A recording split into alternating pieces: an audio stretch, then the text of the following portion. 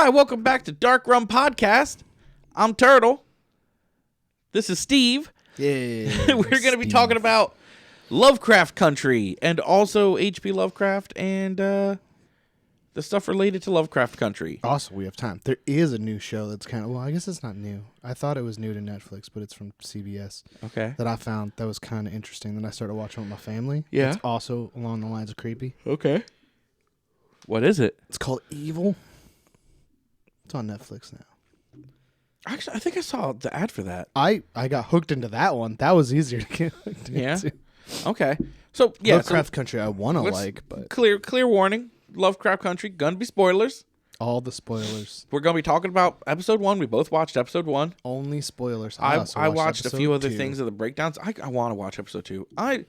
I did it, and then I regretted it, so I watched episode 1 again today so that was still fresh. So that I wasn't just talking about things that we weren't supposed to yet. I watched a breakdown of episode 1 that made a lot more sense to me than the episode itself. The episode made sense to me, but I watched it like 3 times. Part of it could be, too, that, like, I watched it, like, with my roommates, and I'm, like, deaf, and they're, like, you know, not deaf. So I waited till my children and then went to bed to watch it the first time. Yeah. And then, because mostly I was, like, under the impression it was going to be worse. Yeah. Like, as far as graphic stuff and nudity and things. It's supposed to get way... Because, like, the first episode, even the second one, they're not, like, that bad. From what I heard, it gets pretty Yeah. knucking futz. This is definitely one of those shows I get the feeling you got to just power through the first, like, 4 or 5 episodes. You just have to decide to love them. No, Yeah. like, I mean, what's fucked up, though, is, like, the characters are, like, likable. It's just, I don't know, the plot wasn't that there. I mean, like, it was a slow build-up for the first episode, which I liked. Because the whole time, like, I was watching it again, and, like, Amanda was watching it with me with this time, and I'm like... Well, they hit you hard. I didn't explain to her what it was. Oh, So yeah. she's just watching this movie thinking that it's like about like 60s segregation and coming back from the Korean War and this. And then I'm like, no, just wait. And then we get to the part and she's like, oh. And I'm like, what is this about? I'm like, monsters. Yeah.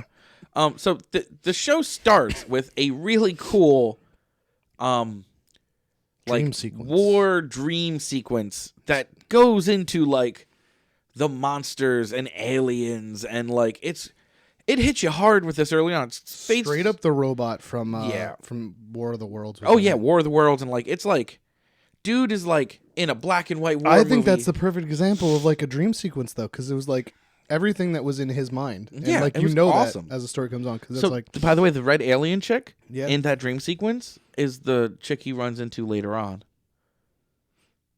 Not his companion. when does he run into her? Oh my god, my brain. What the chick in the She's the phone call, silver I know. car. Oh, The silver car chick?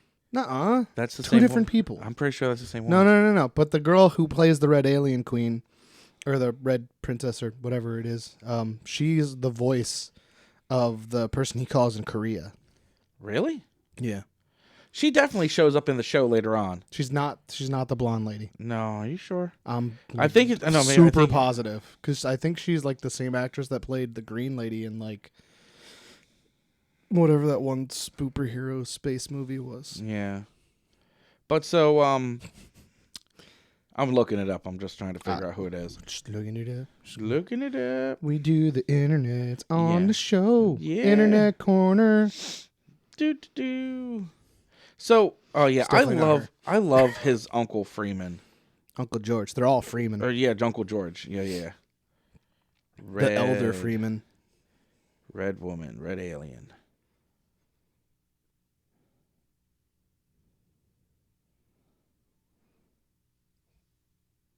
Oh yeah, I can't see. It's not. It's not her, but I don't know who it is. She's in the later on. She's not a white lady. No, but she is in it later on. Probably. No, I think so. I'm almost certain. But so anyway, so the show starts hard with this like dream sequence, and it's a really good dream sequence. I loved that sequence. Like the cinematography absolutely. in that was amazing. Like, I absolutely from the black to loved- white change yeah. and like the way it's kind of like sped up, sort of like I don't know. The way they're moving is like faster than I think it should be. Yeah, well, it's definitely like you get that feeling something's off. It's like the camera chasing him around was like great. Yeah. I love that. and then you get to like full blown like what his who's it supposed to be? Jackie Robinson? Jackie Robinson. No, that's like the best part because it's literally everything in his mind. He's like, all right, I just got done with war, so this is about war. Mm-hmm. I love sci-fi books, so Cthulhu and all this crap. and I'm World of currently Worlds. reading this book, so the Red Princess comes down, and he loves baseball. I think there's like a whole quote in there somewhere, and then Jackie Robinson comes out of nowhere. The premise is like H.P. Lovecraft and the books exist in this universe of Lovecraft Country. So I think it's like a jab at it. Like it's like a he's references. Well, I mean, that's not the first time that like an H.P. Lovecraft story references H.P. Lovecraft and his books because do you know why the cult of Cthulhu kind of like that? Like H.P. Lovecraft a little bit, but he adds it himself. So this show is also a big fuck you to H.P. Lovecraft. Yeah, a little bit. Oh, a lot. He but was a super racist. Yeah, but I mean, at the same time, what's the line he says in the beginning when he's talking about John Carter that you don't have to love the character or whatever to appreciate the art or some shit like that. You don't have to love the creator to appreciate the art or something like that. It's kind of a reference that H.P. Lovecraft you can still like these things without liking whoever made it. Yeah, especially someone that's dead, where you're not worried about supporting them financially, which is like a huge problem in like the cancel culture now. It's like there's a difference between like a person and things they create, and you can appreciate things they create. Yeah, but see, here's the problem with appreciating things people create that are alive. I'm agreeing. They get money. They get money. But if it's unrelated to whatever shitty thing they did, then I don't see how that matters. But you're still supporting someone who's a piece of shit. You're also supporting everybody else that was a part of it. So like being like, I hate Kevin Spacey, cancel all the shows that he was on. You're like then also taking hundreds of people out of work, including people that are like literally just getting by doing that. Like I'm not disagreeing with you. I'm just letting you know, like there's I understand. There's more to it. I understand. Yeah. I'm just like the idea of like the cancel culture, like stop supporting that one person, like bothers me. Yeah. Just because of like how many other people it does affect. Well, this is okay. Let's use the example of J.K. Rowling. She's a big one right now. Terrible person. She's a terrible person. Harry Potter books are already bad. Well, I liked them. I was a big Potterhead. The movies were bad too. I liked the movies. This is fun. But in that, I know. I like you picked one that I could actually fight against. Yeah, it's just fine. I mean, you were like Kevin Spacey, like, nah, that K-Pax was a great movie. I don't Don't like cancel K-Pax. that movie. It was a great movie. And K-Pax sucked. He ate banana peels. You know what I liked him in? This is the only reason that I loved him in House of Cards. I never watched but that apparently one. But that whole show got canceled because of that. I was gonna say, apparently he was just playing himself, and that's why it got canceled, because he was a piece of shit. Was he like raping young boys on that too? Yeah, well, he was definitely like super, abuse of power. There's a whole thing with him like abusing his position and raping people or coercing them into things for favors and things like that. Yeah, and him and his wife were like doing a bunch of shit. He just turned out to be super shitty. I mean, he was a politician in the show though, so that shouldn't have been that much of a surprise. Anyway, what were we saying? So J.K. Rowling is a bad person. Cancel culture sucks. Let's focus Don't on shut everything down. Lovecraft Back Country. to this. So they definitely shit on. Was a racist. They referenced H.P. Lovecraft a couple times. They referenced Arkham, the fictional town in H.P. Lovecraft's universe. I mean, the first one though is like the reference of John Carter and how he was like a Civil War hero. So like they do it with more than just H.P. you're Lovecraft. talking about like the whole thing is like about like racism in America and the world. Yeah. So he's reading, to give you guys an idea of what we're talking about if you haven't seen it. He's reading the Princess of Mars, the John Carter series, which by the way, I'm not a huge fan of. I never read it. I have the audiobooks. I watched I tried the movie listening and to it was bad. The movie, I thought the movie was enjoyable, not good, but like enjoyable to watch. But the book is just actually really slow, and I'm not a big fan. It's really old. It's from a different time. People have more time to read. Definitely. And the main character of the book is like an Civil War general. No, colonel. Somebody. Colonel, something like that. Meh. Yeah, Colonel Carter. Yeah. Colonel, but he was on the rebel side. And West Virginia. Yeah, West Virginian colonel. Because that's all he says is he was a commander of the West Virginia Army or something. Yeah, something like that. And the woman he's talking to is like, "Oh, he was a bad man," and he was like, "Well, you can." Well, I think it's funny because right before all that, like they're like, "Oh, just crossing over another bridge of some dead white Civil War hero." Yeah. It's definitely, there's a lot of reference to segregation and there's not racial reference inequality. to segregation. It's just a movie about that for a while. It's just It's not referencing. It's just straight up like, here, this is what this was. The whole beginning premise is about segregation and their position in the world. Oh man, that's why I shouldn't have watched extra episodes, because I was about to just be like, yeah, and that's what leads up to this. But then you haven't watched that one yet, so I won't do that. Well, so I know the story. Oh, have you read it? Yeah. I was going to get years the ago. book. Years ago, but I haven't seen episode 2. But does it follow the story in that he's the spoilers? The Son of Sons thing? The Sons, yeah. So, okay, so it does follow that story. And they use him they want to use him as a sacrifice, right? Yeah. So that's specifically because he's like he's different. He's the great grandson of the Ark Wizard, direct descendant of the Ark Wizard of a cult, basically a Cthulhu cult. But I don't know if they say it's Cthulhu. No, they call them something else, Shoggoth or what? No, they didn't say anything. The only time Shoggoth is mentioned is when they're in the woods peeing. Oh yeah, and it was like a joke. Yeah, because they reference H.P. Lovecraft stuff a lot. They do reference H.P. Lovecraft stuff a lot. They reference it even before the road trip. Him and his Uncle George are in his travel store, and which I found out that was a real thing. Like the Negro's Guide to whatever the rest of the book was called. Yeah, like the travel guide. Like it was like the cool thing was it was like a safety guide, really. Yeah, because all it did was like tell them what cities and what towns would be like safe for them to go to, not full of like racists that want to like lynch people. Which failed them because of the diner. And a few other places. It did. The diner was completely wrong. We're getting ahead of ourselves. We are getting ahead of ourselves. So like, all right, so he gets off the bus. He's back. He's talking to that lady, and then he gets home to Chicago, where he meets up with his uncle. They walk.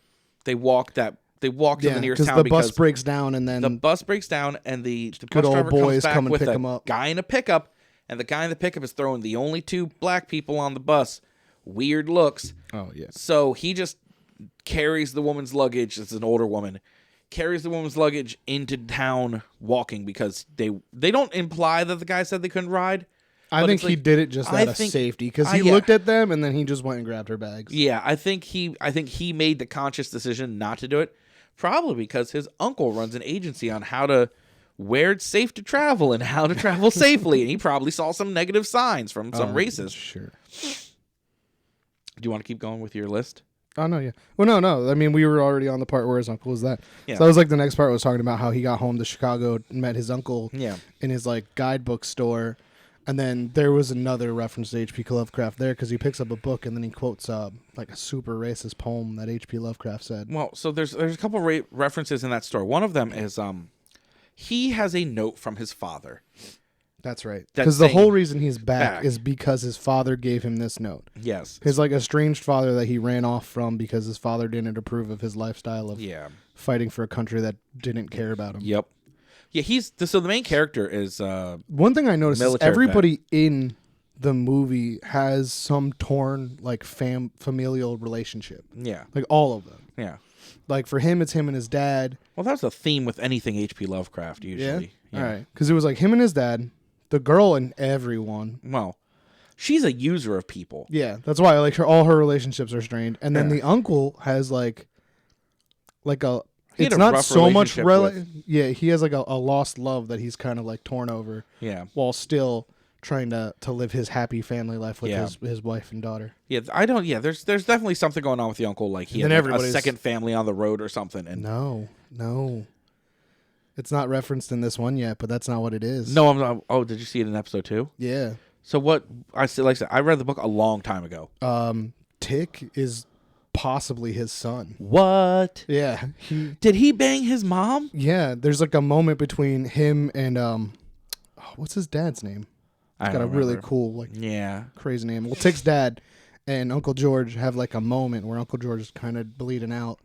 And he's like, I want to talk about it. He's like, I don't give a shit if you're shot. I'm not going to talk about this with you. Yeah. And he's like, yeah, but you know that he might be. And he's like, nope. And the dad just shuts him down. But like, there's like a small reference that like Tick might not be. Oh, shit. Yeah. Yeah. So that would be apropos for an H.P. Lovecraft story. Yeah. So then they leave. It's his old childhood friend who uses people until she gets what she wants. Letitia fucking Lewis. Yeah, Letitia Lewis. Uncle George Freeman and Tick Freeman. Yeah. And Atticus. Another reference to literature. Yeah. Oh, so in the travel store, he has this note from his dad. And he reads it as Arkham, Massachusetts, which is Made up. Lovecraft Country. Yeah. It's a fictional town there. His Uncle George is like, that's not an 8K, that's a D, it's Artem. And they find Artem. But that is a direct reference to, they're still going to Arkham, Massachusetts. Yeah. It's just named Artem in this. And which is speculated to be in Devon County, Massachusetts, where people thought, H.P. Lovecraft was writing about, even though he always, while he was alive, was like, no, it's a fictional place. But he said the same thing about the Necronomicon. I could hear that. Was that you? That was me. Jared just Wait, he said the Necronomicon wasn't real? Yeah. It isn't. Well, because he made it. Oh, I was going to say, like, all Necronomicons aren't not real, but, like, the whole idea is the whole idea of the Necronomicon is real. There's a lot of them. Real. It's just like any, like, person that practices witchcraft special book. There's a ton of books that have been called the Necronomicon for, like, hundreds of years. Yeah. Like, before he made them. But now you look back and, like, are you translating that as the Necronomicon because of H.P. Lovecraft, or...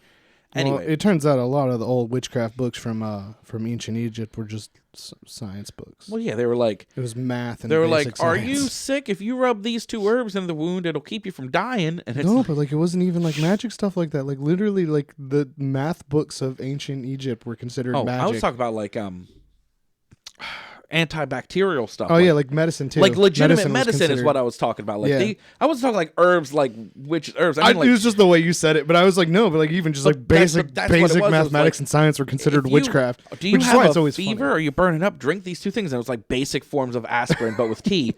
But they were like, they're a witch. Burn them. Not in ancient Egypt. That was. Is that what happened to Jared? Did he try like making an herbal tea, and people were like, witch, kill him with fire? Yeah. Yep. That's about right. We'll go with that. That's what happened. Definitely what happened. So they load up their Woody. Their lucky station wagon. Their good old trusty Woody. Their battle wagon Woody. It's an old school wood panel station wagon. I love it. I like them. Well, actually, let's go back. Let's go to the block party because my favorite part was when Letty recognized Tick. Because she recognized him as this little nerdy bookish kid, not this kid who just went to like the Korean War. Well, so she came didn't back recognize him ripped. at first. What's her face? Sister. Her sister was Is her sister's name said? Because even after rewatching it multiple times, did not remember. I don't. Her sister comes in later on. I think she comes back. Yeah, I think she comes back into the story. Okay. Cool. I don't remember what. It was just like I think it was said like once. I think her sister's name was said, and I think it's an S. I just can't remember what it is. Yeah. But so she's there harassing her sister for a place to stay. Not necessarily harassing her. She just did the little like, hey, what's up, sis? And she was all like, do you need money? And she's like, I don't need money. I just need a place to stay. You get a feel for who this chick is early on because she is immediately shot down by her sister as someone that's to be fair. In that very first one, I felt bad for her the first time I watched it because I was just like, oh, her sister doesn't like her because she clearly had some kind of estranged relationship with her mother. Yeah, and didn't come to the funeral because that's how it's played off. Yeah. It's not like this. It's not until later when you're like listening to her argue with her brother where you're like, yeah, maybe she's a bad person. When you hear her arguing with her brother, that's when you start to really figure out like, oh, she's a bitch. And that took me a couple watches because I think Uncle George actually explains that to Tick too. Like, yeah, you start talking to like, she kind of sucks. Yeah, like she's a user. She uses people. But she's using them in this moment too to travel. Yeah, exactly. Because oh my God, Kyle, are you all right? What are you doing, bud? She wanted them to take her to her brother's house on, which I didn't even know that's who that was at first either. I think it was like when I heard him say "our mother," and I was like, oh, "That's her brother." Yeah. So again, like second time watching. But so she sees Tick, and he is shirtless and wet under a fire hydrant at this block party thing or whatever. She's feeling the same way. Wait, what? What? Yes, she is also shirtless and wet. No, she wants to be. And then she's like, wait, that's little Tick. And then like... Then the next day she's loading a van to go on a trip with him. All of a sudden she's involved somehow. Like, you don't know how. There's really nothing. There's nothing said about it. The party ends. He wakes up. What are you doing here? Uncle George isn't ever like, oh, I got her to come along to help with this. They never bring it up. She's just there coming. Like, that's a thing. He sort of does. He's just like, she's only coming part of the way. But, like, I just feel like he's, like, one of those dudes that's super nice and would just he probably invite He's her. probably the kind of guy that would just be like, yeah, all right. You can come. You can ride along. I also, it took me a little while to understand his knee problem Well, because he said he had both his knees shattered. Yeah, but like again, I had to watch it a couple times. Yeah. Because I'm just like, oh, he shattered his knees. He's old or whatever. And then like it hit me like he writes this book that's a guide to where it's safe to go. It's why he doesn't want his wife going because it's not safe. And then I was like, oh, you got attacked. That's what that was. Especially like it took me a while to really understand the line where he's like, yeah, she might not have outran them. And I'm like, oh. Yeah. Yeah. He's got 2 busted knees. They kind of show. They don't tell you straight up early on in the episode. No. You don't really. They don't even. He just really, complains about it for a while, and then it happens. He complains about it. You kind of get like vague references. He definitely got like attacked for being black, and it doesn't come up really fully until Tick's like, I'm going here. And then the uncle's like, well, I might as well just do one about that place. I haven't been there yet. Oh, okay, yeah. That's how he brings it up, because he's like, your aunt was asking to do it, but nah. Yeah. So they end up at a diner that he used to know was a black-owned diner, a safe place to stop on your travels. Yeah. That scene was actually really good because it was tense. Like, yeah, it was very They tense. get there and they're like, maybe we shouldn't go here. And the uncle's like, I don't give a fuck. It was good. Preface, the whole atmosphere when they walk in the diner. The whole atmosphere when they drive into that town. Yeah, because right before that even. Yeah. Is a really good montage of what life was like for people of color in America at that time, because they have like the gas station scene where the dude's like making monkey noises at them. There's the ice cream parlor scene where you see the family of people of color and then a bunch of white people, and the people are just ignoring them while they're there because they had a colored line. And then the movie theater where it's like the colored only entrance and stuff. So they have all these references. They do this montage to segregation, and then they pull into this town. Well, it's also got like a great speech playing by James Baldwin about being black and the American dream. Yeah. And like I don't know, that was like a powerful moment in the movie. One of the things I love the most about that diner scene, they build this tension up right away. You get the feeling that this place is not what he thinks it is. Gonna be okay. Well, I mean, just the dude that's sitting at the counter that looks like he's a brown shirt. Yeah. From like the Nazis. And then you get the heavy implication that the place was burned to the ground because Tick moves a tile on the floor like a loose tile. Yeah, and sees it as burnt wood underneath. And then he asks his uncle, why did they paint the White House white? And then the whole idea was, was to cover up the burn marks from when the whatever burned down the White House. Yeah. And then while they're having that conversation, Letty is going to the bathroom and she overhears a conversation between the waitress, the fry boy, and the owner of the shop. Oh, I thought it was the waitress and the. There was no waitress. It was a dude. I thought wasn't it a chick? It was a waitress. No, it was the dude. He was like, "No, I haven't served him yet." He's like having this whole conversation about it. Okay. And then the epic moment of Letty running through the restaurant screaming, "We gotta get the fuck out of here!" Yeah. And then they do. And then the trucks roll up. She hauls ass, and the whole time she's like, "We gotta go!" And they're like, "Let me drive." And she's like, "Fuck no, we don't have time." Yeah. And then that chase scene. Yeah, that chase scene was really good. So then the fire department and a couple of good old boys in a pickup truck with a shotgun shows up. Well, I was going to say who was chasing them. Oh, okay. This was a fire truck. Yeah, there's a fire. It's one of them was a fire truck, and then a group of 3 dudes in a black pickup with a dude riding in the back and a rifle just shooting at them the whole time. Yeah, like worst shootout ever though, because Tick didn't hit nothing and they didn't hit nothing. Yeah, nobody hit nothing. You hear it pinging off stuff, and you're like, "There's no damage though." Yeah, like later, there's no bullet holes in the car. At which point, when they're like outside of town, this silver sedan.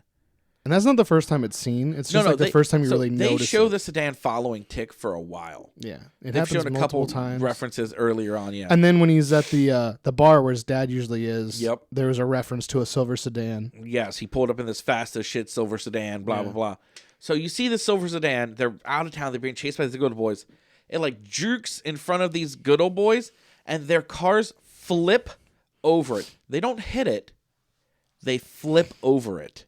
And then the crew noticed that was weird. Yeah. But they just chalk it up to Letty's good driving. Yeah. They're like, what happened? Who cares? We got away. And then this blonde chick gets out of the silver sedan and like stares off into the camera eerily. Yeah. White ladies. Wait. There's one thing I know is evil in this world. It's white women. White women. Oh, Jared, don't agree so emphatically. Oh, we missed the one part. The other great part before they left was when Tick calls South Korea.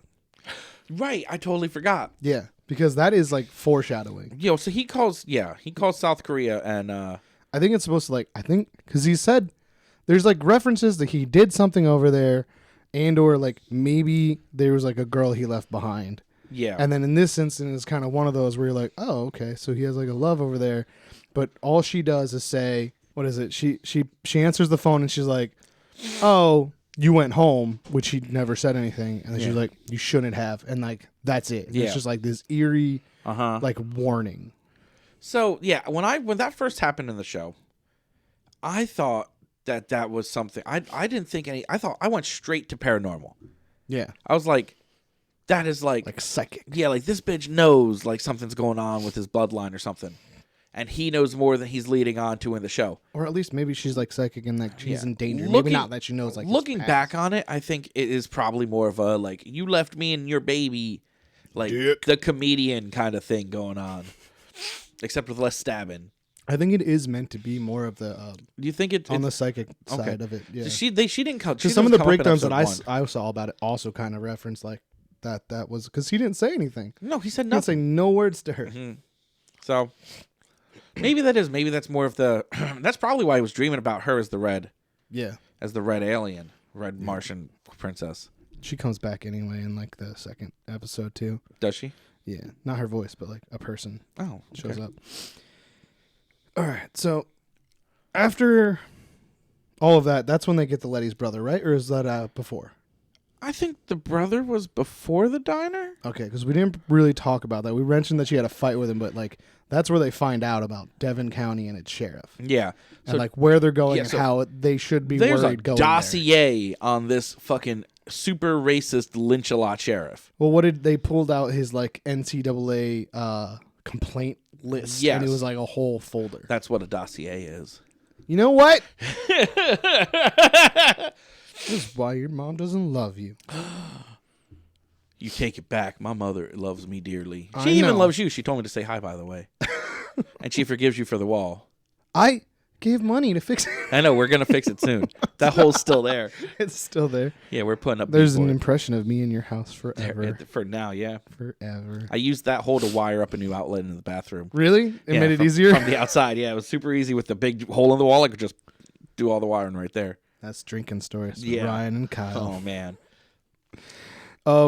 That's also where we found out about Tick's stress with his dad, because the uncle and him are outside talking while they're screaming like that's their business. Yeah, so the Letitia and her brother are like full-blown family rage fighting inside. All because she missed her mom's funeral.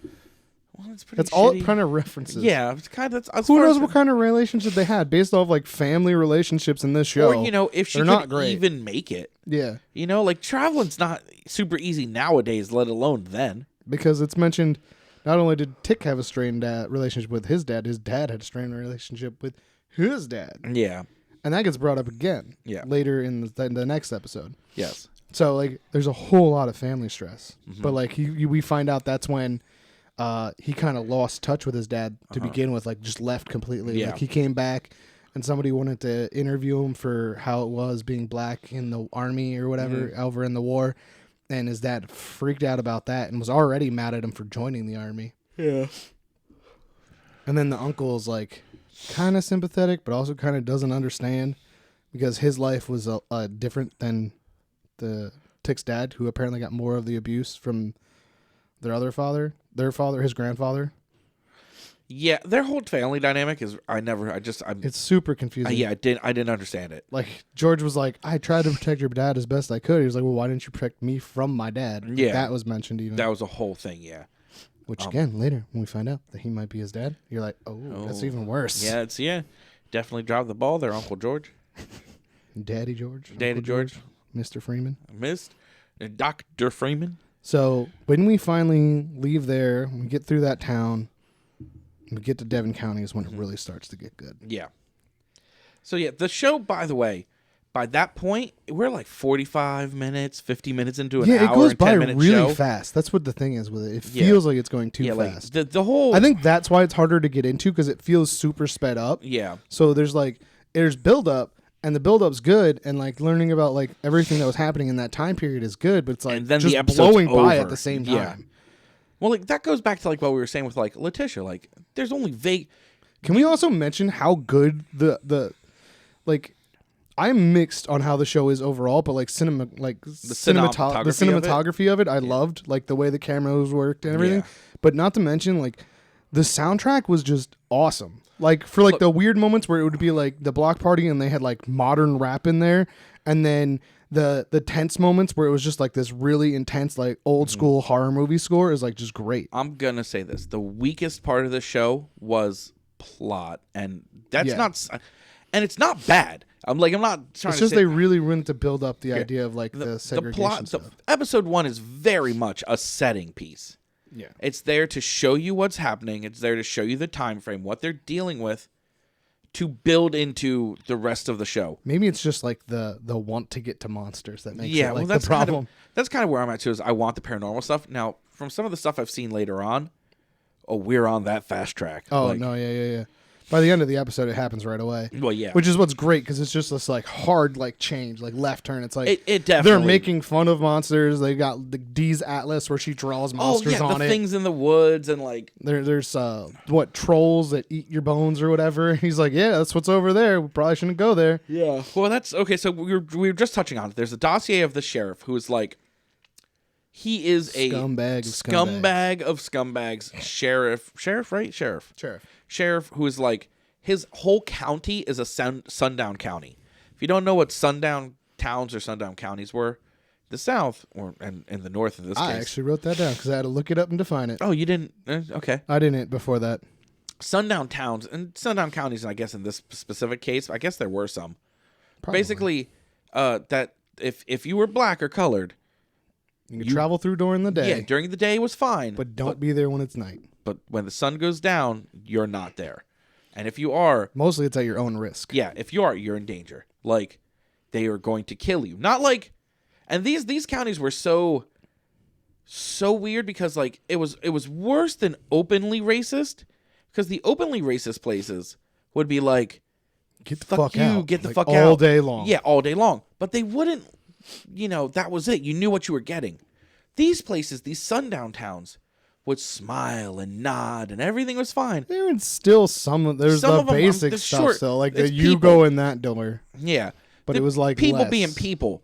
But it was like a false sense of security right until the sun went down. And then the person that was smiling at you 5 minutes ago is trying to hang you. Yeah. So they're crazy. And this sheriff is like the epitome. So they find all this out. They got his name before they even go there, which comes up. And then he pulls him over. He does the slowest car chase in history, where he... Well, no, I mean, like, it was actually... Let's go back to when that actually... where he shows up, because that's a really good moment. Yeah, it's a really... I forget what they're fighting about. They're lost or something, right? Uh-huh. And Yeah, Tick's they're like on pissed a off. back road, yeah. So he gets out, like, storms off. Then goes like, no, I'm pretty sure I'm reading the map right. And he's like, whatever. And, like, Letitia gets out, and she's like, come on, get back in the car. Yeah. And then the sheriff pulls up. And that actor, like, for as horrible of what he was playing, was amazing. Oh, he was an amazing actor. You hated him, and you genuinely felt frightened by him. Yes, he was. So here's a thing that they got from the book. I remember very specifically. He had the ability to be incredibly intimidating in a very relaxed way. Well, he was like smiling and kind of joking with them. He had that air of intimidation that is hard for actors to portray without going over the top. This guy definitely This guy nailed it. The whole time he's making vague threats while smiling at them. And then an outright threat. Well, yeah, he basically tells them, until outright telling them, what are you doing? You have to leave here. You can't pee here. You can't be anywhere near here, and you have until the sun sets. And now I'm going to hold you up so that your time frame I just set for you is ticking down. And I'm going to make you answer lots of questions. 7 minutes. Yeah, 7 minutes. Well, Tick holds himself up, too, when he's like, he's smart. Yeah. Because he should have did it. Yeah. And he asks if he can make a U-turn. Yeah. And then the sheriff's like, oh, I almost got you. Yeah. But, I mean, he also did tell them not to go the direction they were, because he was like, I'll definitely get you that way. Yeah. And so he follows them at 25 miles an hour. Also, let's not mention, like, the dehumanizing, humiliating thing, like, he made Tick do in order to make the U-turn. Like, that was one of the worst parts. Yeah. Like, can't say it on here, because that's not okay. But like it was bad. The short version is he makes them take a lot more time than they need because they're on a time limit now for their lives. And then he very slowly and intimidatingly follows them. Because they have to do the speed limit. It's only 25. Yeah. So it's a slow speed, 25 mile per hour speed limit. They've got like less than 7 minutes and they're going 25 miles an hour. But listen. And by the way, Letitia's like, go faster. And he's like, no. I can't Well, you watch him ease off the gas. He's like, he's going to pull us over. No. Mm-hmm. Mm-hmm. Exactly. Because the cop said, if I find any reason, I'm going to get you. Mm-hmm. And then on top of it, though, I mean, he tried to help them. No. He gave them several boosts to get along. Boosts. He was boosting them. He rammed them. Yeah. I don't know if he was trying to spin them out or like what it was. Know. I don't know if he was trying to force them to go faster so he could pull them over. I think he was just fucking with them. Yeah. This dude is I like to think he was giving them that little speed boost to get out a little faster. He's like, leave. Just fucking with them. Like the time limit doesn't matter. I'm almost. It didn't matter at all anyway because he called ahead to the next county. Yeah, there was no matter. It was him fucking with them. The whole time limit, everything that went with it was him. Which I was so confused because they get to the next county finally. Mm-hmm. There's the other cop cars waiting there after they celebrate and they realize they're screwed. Yeah. And then he is also there. Yeah. So are those his deputies or is he just friends with the other county? He's the sheriff of one of them. He's probably friends with them. Yeah, but he kept referring to them as his men. Maybe they met at the border and it's his men. Yeah, that's what I'm thinking. But so then they chase them into they take them into the woods. They don't chase nothing. They take them into the woods, yeah. They got him at gunpoint and they said, let's go. They're about to kill him. They start accusing him of a string of burglars that just happened. Yeah, that's right. And then that's when shit gets real. Real good. Now, by the way, shit was real before this. I mean, yeah, this was probably scarier than what actually ends up happening. Yeah, because the stuff that happens is... the monsters are almost a comic relief. Yeah, kind of, sort of, because they start, like, poaching people left and right. On the note of comic relief from that, it's not funny, but it's kind of funny. So... they're on the ground. Yeah. He's like, oh, did he really just say I could search his car? Did this say that I could search his vehicle? Blah, blah, blah. Yeah. No, tell me again how this is a misunderstanding real quick while I put this bullet in you. Mm-hmm. And then the vampire monsters, whatever you want to call them, because they reference them as vampires and then kind of fits. Yeah, the kind of fits. They're not actually vampires. They are a monster from H.P. Lovecraft. They're also vampires in the same way. But they're also Twilight are vampires. They're the H.P. Lovecraft version of vampires. Kind of, yeah. I mean, they have all like the similar traits. I mean, Nosferatu wasn't a pretty vampire. No, yeah, absolutely. So they get attacked, but like the whole time I just couldn't get over the fact the sheriff loses his arm. Oh, and like half his shoulder. Yeah. Right away. Yep, immediately. Somehow manages to chase Tick and Letty all the way to that cabin and then bust his way in and maintain control without going into shock. Yeah. Well, so that's the whole thing. It was kind of funny. He transforms. Yeah, I know, but I mean, that shouldn't be what's driving him right then. Well, yeah, but so I think the implication being that the second the thing bit him, it was keeping him alive. The transformation was happening. Okay. Like, I was just like so amazed. I'm like, no normal human man made that run missing an arm. No, he was dead on the ground. Yeah. The moment it happened. Yeah. But so the bite itself has already started taking effect. Which I didn't think it bit him. At first, I totally thought it was a tentacle. Yeah. Because, well, A, H.P. Lovecraft. Yeah. And B, that's what it looked like because it's all dark. Yeah. But so they get to the cabin. They get to the cabin with the one-armed sheriff monster. And his one left deputy. His one left deputy who's got a shotgun. And this dumb-ass racist deputy, while shit's going crazy around them, while his sheriff is transforming, has the gun pointed at the non-aggressive people. Yeah. Like... This dude is changing into a monster in front of your eyes. You just saw shit. Well, I mean, before that, he's just taking orders still. But even still, I'd be like, what the fuck? Yeah. You're going to die. He's like, I'm going to use my own brain now. It's not just like he's like pointing at them and like scared. He's like, you don't move. While his sheriff is like changing. One armed, one shotgunned. And then Uncle George runs in, and that's where you find out, like, they're afraid of the light. Yeah. Which is great knowledge for that. Yeah, in that situation. He's like, I was just laying on the ground. Sheriff's like, I lost 4 men. Lucky you. Yeah. He's like, I had a flashlight. It helped me. Yeah, right. So that's a really interesting part where it escalates into paranormal very quickly. I also think it's funny is like the sheriff is such a paranoid douche that, like, he's pointing his gun at Tick, and they're like, hey, we just found out they don't like flashlights. We got a bunch of shit in the car. Yeah. I bring the car over here.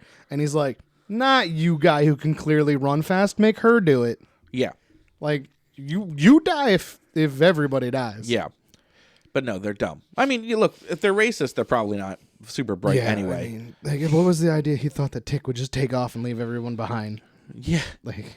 Yeah, well, he just like let his uncle in racists at the risk of letting monsters into the cabin, but because they're intelligent. That's not how racism works. So anyway, and Letitia goes and gets the car. Yeah, Letitia gets it. Barrels through the door. Now I know Tick references that he shot the sheriff, but I didn't see that. I just saw the sheriff get hit by a car after he eats his deputy, who refused to shoot him. Yeah, as he watched him turn into a monster. Yeah. And everybody screamed, "Hey, shoot that guy!" Dumb shit. Yeah. Yeah, he wanted to die. That deputy was begging for it. Basically, I mean, he was a red shirt. Some people are not meant to live. That deputy was one of them. Yeah. He's like, what can I do to die quicker? Maybe if I don't point the gun at the monster. Hey, let me stand next to this window. Maybe if I let this monster, who looks just like the other monsters that killed all those other people, but he's wearing my boss's pants. My boss's pants. Maybe he'll be different. He can't be a monster. He's wearing my boss's pants. And then his head gets bit off, or whatever happens. Whatever happens to him, I don't remember. He gets eaten. It's a lot of darkness. There's a lot of him getting eaten, and then a car coming through the wall. Yeah, And that's when you see how many monsters there are, because they get out and they start tossing those flares, and it's just full of them. Yeah, it's a lot of monsters. It's a lot of these vampire things. I didn't really care for the CGI on them, though. Yeah, they were okay. The CGI. It was really hard to figure out what they were. Because they kind of look like fish monsters. Well, that's everything H.P. Lovecraft. He had a deep fear of the deep ocean. That is true. He doesn't like fish everything came from deep water. Because he was afraid of the ocean.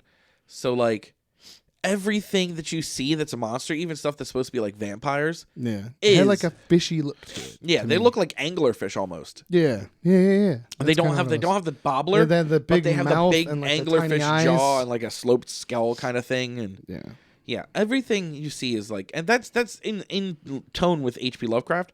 So I said, all of his stuff is based on the deep space that they referenced as deep oceans. That was another thing they quoted. They quoted Dracula. Yes, Uncle George quotes Dracula in that moment. Yeah, and they're like, "What are you talking about?" I was like, "Those are." Listen, they bite you and you turn into them. Yep. And also they're vampires. Yeah, and they basically are. They're basically, yeah. There's a lot instead of like drinking blood, they just ate the person as a whole. There's other monsters in H.P. Lovecraft that have that kind of like vampire motif. Yeah. There's one that has like a. Well, that's why I thought it was weird that he jumped the vampires, because in my mind I was like, that's more of a werewolf. Well, yeah, they're kind of like more the way they were. But just the light in general. sensitivity is kind of. There's one thing in H.P. Lovecraft that like nails you with a spike that's gonna like inject a poison, and if you break the spike off before it finishes, you die.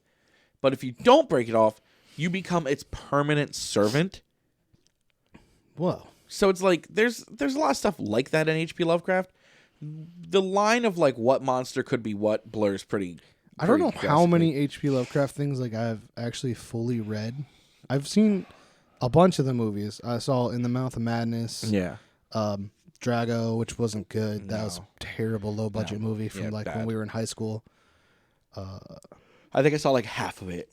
And I used to listen to them before, like, when I started getting into, like, podcasts and, like, creepy stuff. Yeah. It started with, like, true crime documentaries, and, like, I would just drive around listening to, like, serial killer confessions, and then it was, like, creepypastas, and then H.P. Lovecraft stories that I would, and stuff like that. So I saw some. If you're interested in that kind of stuff, and this is for our viewers, too, there's a YouTube channel called The Exploring Series. Mm-hmm.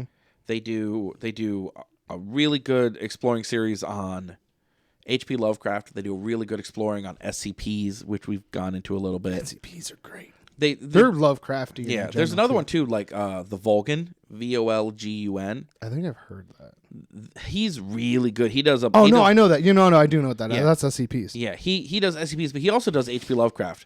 Any of those YouTube channels that talk about like SCPs tend to dip their toes into H.P. Lovecraft SCPs too. have a tendency to be kind of Lovecraftian. Well, because a lot of SCPs are inspired anything that's by just like Lovecraft. World ending and there's no hope is pretty much Lovecraft. A lot of Lovecraft really did shape a whole world of So H.P. Lovecraft's work. I'm gonna sidetrack from Lovecraft Country for a second. We're so close to the end of the movie or the show. Well, then that's it. Let people watch it. They can find out the rest.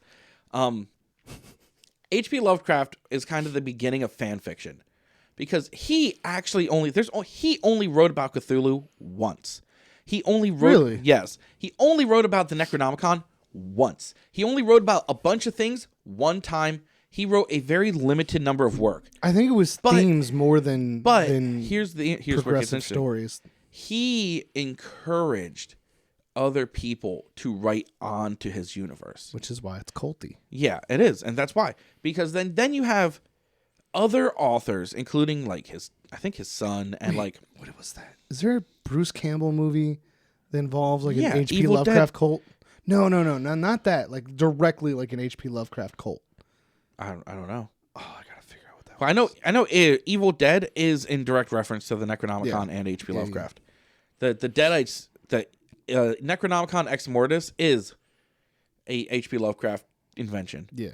But I mean, it's more the theme than anything. But like his theme is always just madness and madness, despair, and, and like deep dark and body horror and stuff. Like there's no survival. Yeah. So H.P. Lovecraft very much encouraged fan fiction, quote unquote. Before fan fiction was the thing that we really did or had this was before the internet, things like that. Other authors that liked his work would write stories, and he would publish their stuff through his publishing company as addendums to his mythos. So he did a Tim Burton. Yes, 100%.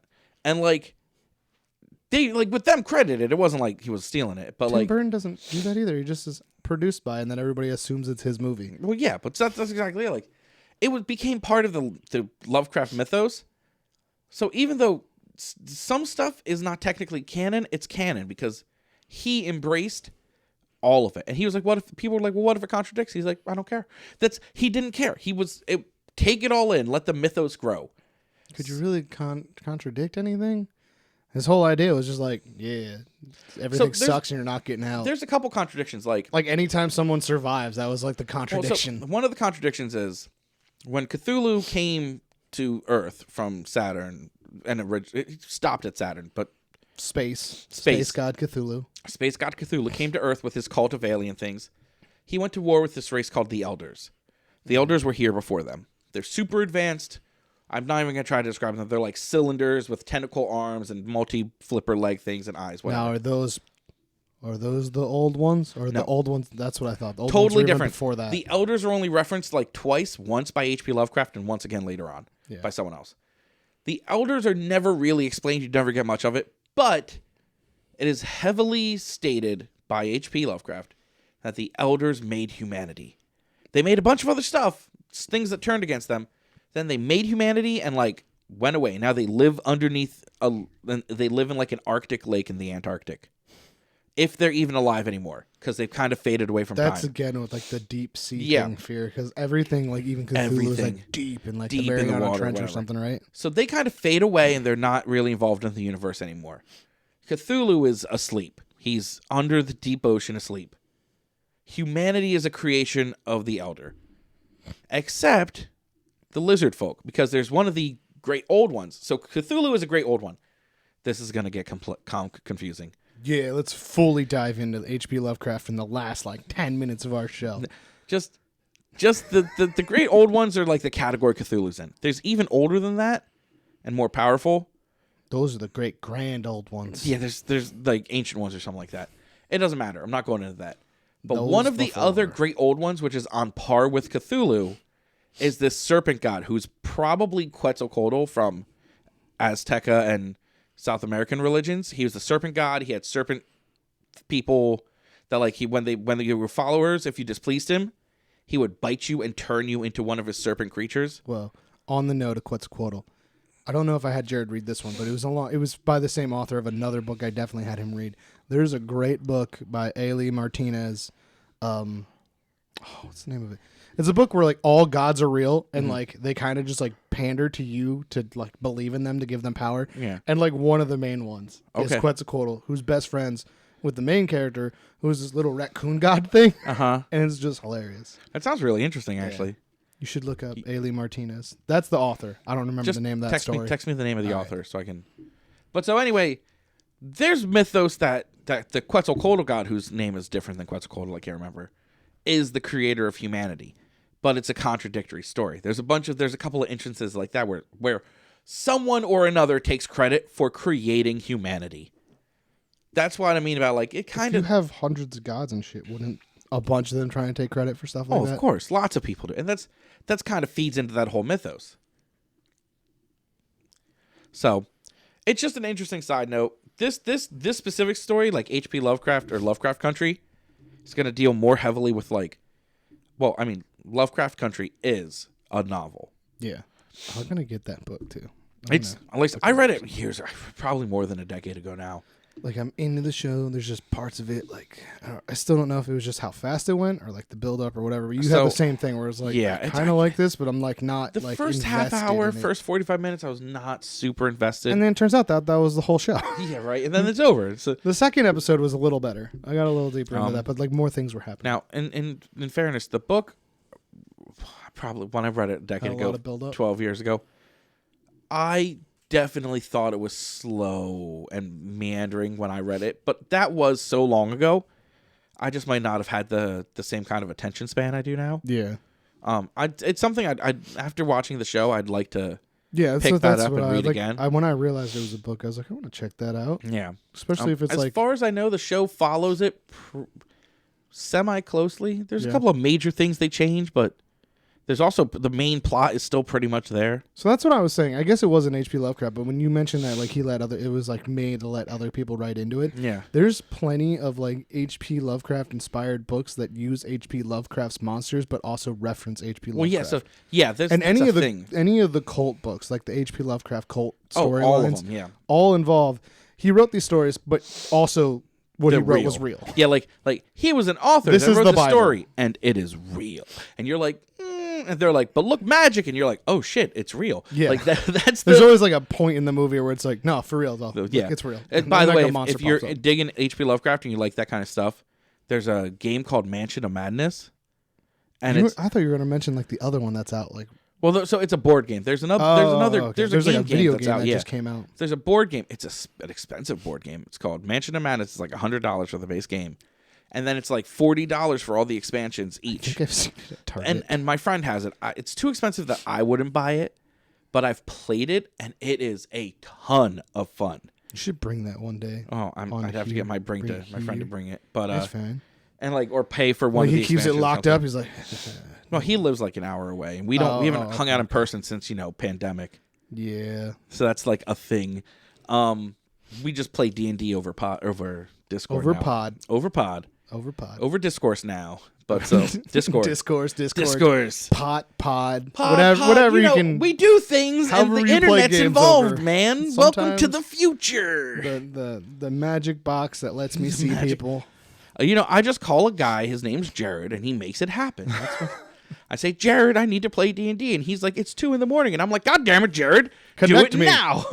Connect me. Turn on the magic box, Jared. Dance, monkey. And he's like, I hate you so much. Ding, ding, ding, ding, ding, ding, ding, ding. As he plays the magic box. We should just like keep going with this throughout the month. Maybe not like a whole episode dedicated to each episode. I mean, we could, but we don't have to. I wanted to do an episode where maybe we break down all our favorite horror movies in general. I'm down with that. I'd love to do a horror movie one. We'll let Jared come because it'll be none because he don't watch scary movies because he's a bitch. But so yeah, I'll throw in my special little. This other show that I came across, which I watched with my family, and then when I realized it was on CBS, I realized it wasn't that terrible because I totally let my kids watch scary movies because we're in America where the only thing you don't let kids see is sex. Yeah, right. Violence is okay. But so this was like a really cool show. You should definitely check it out. Like it's about this forensic psychologist who's on this case for this serial killer, and like all of a sudden, he's getting this. Oh no. His defensive team comes up like, no, he's possessed by a demon. Mm-hmm. So when that happens, this priest in training guy shows up, and she's hired by the Catholic Church to be like, we think he's a demon. And she's like, no, he's a psychopath. Yeah. And they're like, well, read this prayer to him. And then he attacks her after she reads the prayer. And she's like, that's weird. Yeah. But the whole time it's like leaving you on this border between, is it real? Yeah. You tap dance on that line. Is it like lies? Yeah. Because like, once they're like, oh yeah, no, look, it's a demon, blah blah blah, this happened, then there's like a moment where they're like, well, no, because this reason. Yeah. So like at one point, like she's having like these night terrors, and this demon George is visiting her, and then she's realized, oh no, these are night terrors, and she's also talking to her therapist about them. Yeah. And like she does stuff where she breaks it, like she puts something written on the wall because you can't read in a dream. So she knows it's up there. So in her dream, it's up there. She can't read it. She wakes up because she's like, it's not real. Huh. And then every time the demon comes, there's like some kind of physical thing left behind, but then there's a completely reasonable reason. One point he pees in a corner. She gets up. The window's open and it's raining. It's wet on the floor there. Yeah. And then her daughter has a nightmare with like a similar person. Yeah. But then it turns out they're watching a TV show together, like the streaming thing, and that's with a demon that looks just like the demon in the dreams. And then at some point, the serial killer that she's interviewing this whole time, who's also claiming he's not possessed by a demon. Yeah. He's like, I blacked out. Yeah. His defense team is coming up with it. They have another forensic psychologist that's saying, oh no, he's possessed by a demon, like refuting her evidence that he's fine and sane. And then he's like, hey, so how about that demon in your dreams? And like talking about it like the demon's in him and he sent it there. Yeah. And then it turns out that her therapy notes have been stolen. Uh-huh. And then it turns out that the other forensic scientist stole them from her therapist. Do you ever find out if it's real or not? So far, no. Oh, man. It goes back and forth so much. And then like the next episode is about miracles. Yeah. And they're like, nah, that miracle's not real. But that might be a ghost. Like, because there's like this girl like dies and then she comes back. But then they're like, all right, so it wasn't a miracle. She didn't wake up because of a miracle. She woke up because of malpractice. You guys pronounced her dead when you shouldn't have. Yeah. And our evidence is because you worked so much longer on this white woman who did die. Yeah. And then not enough time on this black girl who didn't die. Yeah. So you guys just suck at being doctors. Yeah. And then but at the same time, there's like this thing that floats by in the auditorium footage of the girl's surgery. Yeah. And they're like, we still can't prove that that's not a ghost, though. Yeah. Like, that's the next thing that they lead into. That show would drive me up a fucking Oh, no, wall. it's fucking great, because the whole time, every single time, they're like, oh, man, there's something terrible happening. You're like, oh, yeah, demons are real. And then they're like, man, it's just because something in the sink's making it sound like there's whispering coming out. It's like just back and forth the whole show. I'm going to have to check that out. It's good. Yeah. So that one's just called Evil. It's on Netflix. Yeah, I found out I've seen the thing. CBS. I just thought it was a Netflix show. I haven't actually at this point, I just assume everything on Netflix is a Netflix show. Right. Speaking of Netflix, we watched Hubie Halloween last night. I loved it. I thought it was so fucking funny. It reminded me of like Ernest Scared Stupid. Like it takes you back to like that kind of wholesome, goofy Adam Sandler movies before like they got too serious or too Hollywood. Adam Sandler sucks no matter what. But no I meant like he was like in like the vein of like Ernest Scared Stupid. Oh yeah, absolutely. It had that kind of that was a what's gonna happen kind of mystery thing. I really enjoyed that. But anyway, this has been a Dark Rum Podcast. That's a show about creepy things and stuff. If you want to, let us know what you think. You want us to keep doing Lovecraft Country or, something else with HP Lovecraft? You want us to go evil? You want us to do like horror movie reviews every now and then or shows or breakdowns or please things? Let us know in the comments. Message us at darkrumstories@gmail.com. Let us know what your favorite horror movies are. Yeah. You can message us on Twitter and Instagram at Dark Rum Podcast. Yep.